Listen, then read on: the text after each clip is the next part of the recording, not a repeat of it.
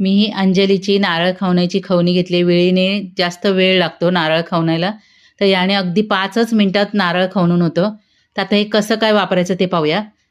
पहिल्यांदा ओटा पूर्ण कोरडा करून घ्यायचा आणि तिकडे बटन आहे ना, ते आपल्याला ह्या बाजूला ठेवायचं, म्हणजे कडप्प्यावर किंवा खाली लादीवर एकदम फिट बसला पाहिजे ही मशीन. त्याच्यानंतर ताट ठेवायचं आहे खाली आणि आता ही नारळाची कवड आहे ना, आपल्याला एका हाताने धरायची आहे आणि हळूहळू फिरवायची आहे. एका हाताने हँडल फिरवायचा आहे. तर अगदी नारळ हा खवणण्यासाठी फक्त 5 मिनिटं लागतात. तर पहिल्यांदा तोंडाजवळच आपल्याला नारळ खवणत जायचं आहे. त्याच्यानंतर आतमध्ये जायचं आहे. डायरेक्ट आतमध्ये खवणायला जायचं नाही. नाहीतर मग समोरचा भाग आहे ना, ते मोठे मोठे तुकडे पडतील. तर दाखवल्याप्रमाणे आपल्याला नारळ खवणून घ्यायचा आहे. तर एकदम फास्टमध्ये हा नारळ खवणून होतो. म्हणजे अख्खा नारळ जर असेल तर 10 मिनिटामध्ये पूर्ण खवणून होतो. हे बघा, या पद्धतीने नारळ खवणून घ्यायचा आहे.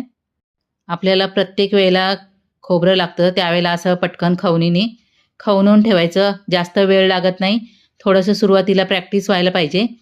प्रॅक्टिस झाली की मग फास्टमध्ये काम होतं.